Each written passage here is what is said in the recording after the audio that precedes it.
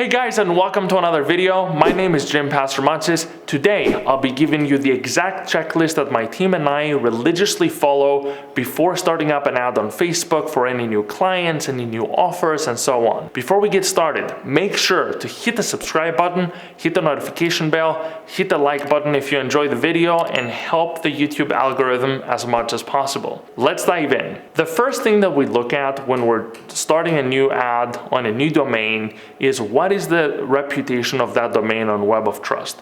Web of Trust and Facebook partnered back in 2011. Web of Trust is a tool that's in Facebook's arsenal. Basically, they use that in order to check whether the reputation of any given domain that is attempting to run ads on their platform is secure enough or maybe risky, right? So that's something they always look out for. Web of Trust is a free Chrome plugin. I'll be leaving a link in the description below so you can check that out and download it immediately, because that's something you definitely need. I see a lot of people, especially new affiliate marketers or aspiring affiliate marketers anyway, that are just starting out on their advertising journey, very excited about going on ClickBank and promoting different offers there, but without checking the reputation of the domains that they're trying to promote.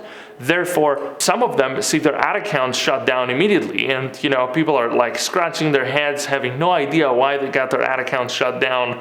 So you may go and promote something, you may put together a creative that is very compliant and everything checks out from every corner, but then the actual reputation of the domain is below neutral, so that causes a big problem. That's something that Facebook always checks. It's the first thing they check. Their AI system just checks that first before anything else. If it's below neutral, you will either get your ad disapproved or your ad account suspended. So it would be a shame not to take 5 seconds and check that before starting up your ads, right? And before even considering whether you want to actually run ads for a given domain. Something we always do, make sure that the reputation is neutral or above. Number 2, and this is something I don't see anybody talking about, is when you're trying to buy a new domain for a brand that you're trying to build or an offer that you're going to promote, you want to make sure that the domain you're trying to buy doesn't have any bad reputation with Facebook, like it's not suspended currently, or wasn't even used by anybody before, right? And this is something that Facebook gives you in terms of data. We'll be jumping onto my computer and I'll be showing you exactly how that looks like right now. Okay, so let me show you how this works. We are in the debugger tool right now. I'll be giving you this link in the description so you can have it for yourself. So first we need a domain. So let's suppose that we went on Namecheap or one of these companies where you go to buy a new domain. Let's suppose we're in the student loan industry or something. So we're looking for different domains that could be available, right? So, okay, in this case, student-relief.com is available. Normally, what people would do is they would just add it to cart or, buy it and just start using it. What we would do instead is we would copy this. We would go on the Facebook debugger, we're gonna paste this in and we're gonna click debug. And basically what's gonna happen is this will show us the last time that this was fetched and scraped. In this case, the last time this was scraped was several years ago. So we're talking about 8 years ago. Somebody used this domain for something. My assumption would be that this was used for like student loan forgiveness ads and stuff like that, or something related to that. So would I really want to buy this domain with that knowledge? Probably not, right? I would probably want to avoid that domain and try to look for something else. Ideally, we're looking for something that doesn't have any previous history on Facebook. So an example would be gettingloansnow.com, right? This is just an example I looked up beforehand. This URL hasn't been shared on Facebook before. Okay, so you are the first person that ever introduces that domain to the Facebook ecosystem running ads.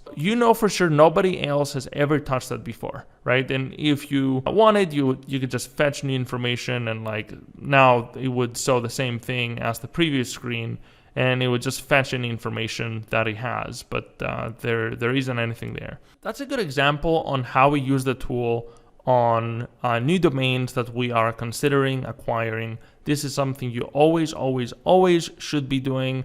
Now, if there is no way you can go around it and there's a very specific name that you want to use for your brand and you don't want to go around that, then that's fine as long as you understand the risks.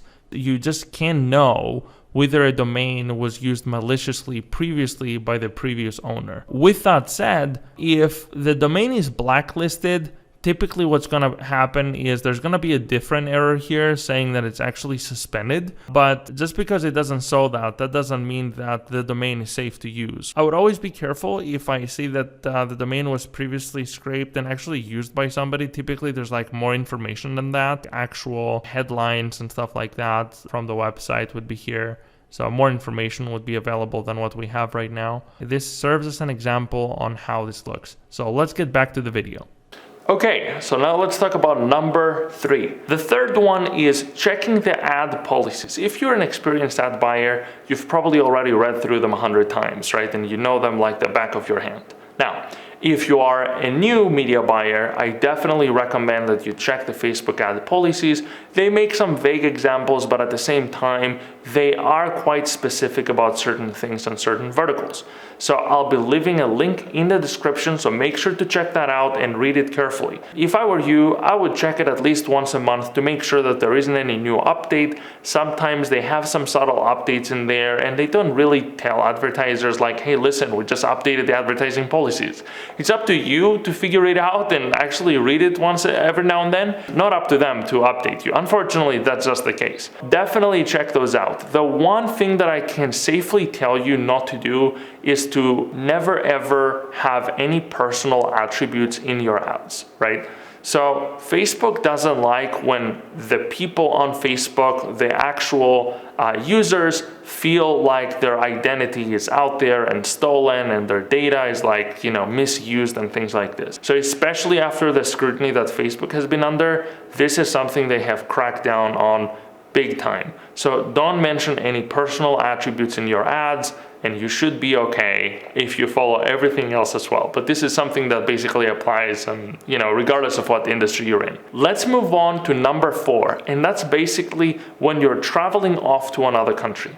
What I'm doing is I leave my computer on. I've downloaded a software called TeamViewer. So that's a remote control software that I use to basically access my computer through my laptop and, use my computer remotely. I have seen many times from colleagues and, business partners of mine and people I know that they get their ad accounts shut down when they travel. Such a hassle. You just traveled somewhere and now you have to deal with that too, right? And there's no easy way to get the ad account back and get it right away or anything like that. So that's something I would absolutely not want to deal with. So what I do is I just set up my computer here and I access it remotely so Facebook doesn't get suspicious that something is going on, right? Suddenly I'm in New York and then suddenly I'm somewhere in Europe or somewhere in Asia, right? And if they look at that as suspicious, there's a good chance they will shut down your ad account, or they will suspend it, right? Not permanently shut it down.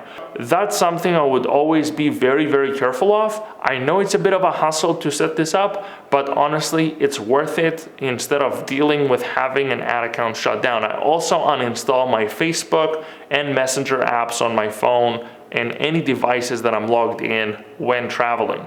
That's just what I do. If you want to follow it, you can. If you don't, that's up to you, right? What I know is that they always look at the IP address that you're using. And this is basically how they figure out, hey, look, you're in X location and so on, right? And I know many colleagues of mine that got their ad account suspended and then suddenly their spouse or a roommate or something like this that they tried to run ads through, they got their ad accounts shut down as well. So the IP address that you use is very important for Facebook. So in my understanding, if you go to a hotel, especially with like a static IP address and not like a dynamic IP address, and hundreds of people or thousands of people have gone through the hotel and used that IP address and done something malicious on Facebook or have their ad account shut down or something like this, and then you go to that hotel and basically use your ad account, you link your ad account to that IP address.